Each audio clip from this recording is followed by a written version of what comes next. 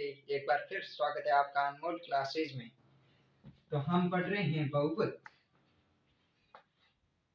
बहुपद की सामान्य जानकारी अपन पहले वीडियो में दे चुके हैं।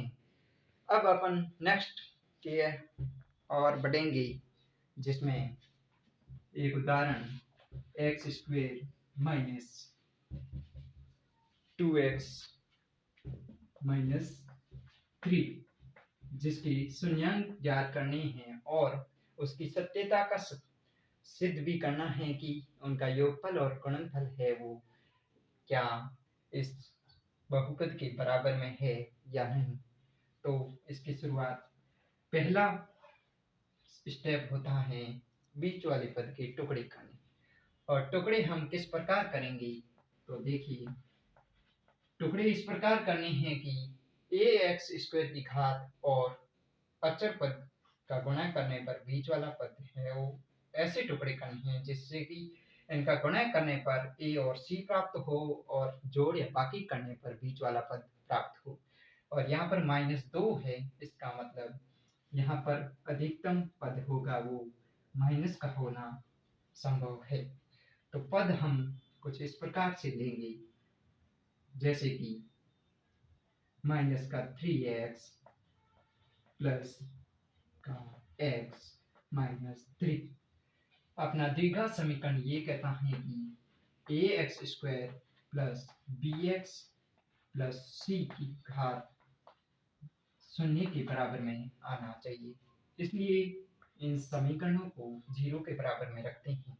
अगला स्टेप होता है इस बहुपद में अपन को कॉमन ढूंढना। तो इस पहले पद में कॉमन x लेंगे। तो x कॉमन लेने के बाद में x² में से x बाहर आ गया तो शेष बचा x, और -3x में कॉमन x बाहर है तो x से x कट जाएगा और शेष बचेगा 3। फिर अगला स्टेप, इन दोनों में कॉमन एक ही आ रहा है, क्योंकि अगर x कॉमन ले तो अगले वाले पद में x नहीं है, इस कारण अपन दोनों में से कॉमन एक लेंगे। तो इसका x और माइनस प्लस गुणा माइनस का माइनस होता है और ये अपन को दोनों पद प्राप्त हो गए। अब इन दोनों को शून्य के बराबर में रखेंगे। तो पहला x -3 और दूसरा x + 1। तो पहले पद को जब 0 के बराबर में रखेंगे तो x -3 बराबर 0। तो x -3 बराबर 0, यहाँ पर माइनस का 3 इधर आएगा तो प्लस का 3 हो जाएगा। ये हो गया x बराबर 3। और अगला x + 1 को 0 के बराबर में रखेंगे। तो ये पद है वो 0 के बराबर में रखते हैं। ये रहा x + 1 बराबर 0। जब +1 को इधर भेजेंगे तो इसका निशान है वो प्लस से माइनस की ओर बढ़ जाएगा, तो ये -1। अब इसका सत्यापन होगा। तो उसके बाद अगला x बराबर 3 और x बराबर -1। तो ये अल्फा और ये बीटा, जिसका योगफल का सत्यापन अपन सूत्र द्वारा, तो योगफल का सूत्र होता है शून्यांकों का योगफल का सूत्र अल्फा प्लस बीटा बराबर माइनस का d/a। तो अपना समीकरण है या बहुपद है वो क्या था, x² माइनस का क्या था, अल्फा की जगह अपन लिखेंगे प्लस की 3 और बीटा की जगह लिखेंगे अपन माइनस का a।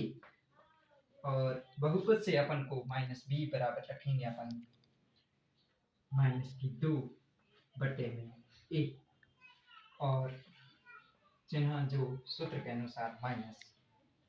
अब 3 - 1 बराबर +2 और a की जगह अपन लिख सकते हैं बहुपद से 1, तो 2/1 और इधर प्राप्त होता है 2 और 2 में 1 का भाग जाता है वो भी 2 बार।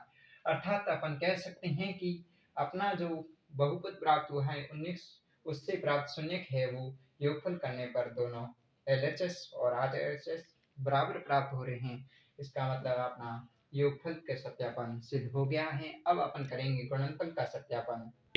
तो अपना शून्यकों का गुणनफल होता है, शून्यकों के गुणनफल का सूत्र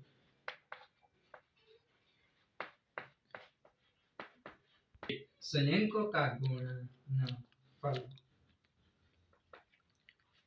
बराबर एल्फा बीटा बराबर सी बटे ए।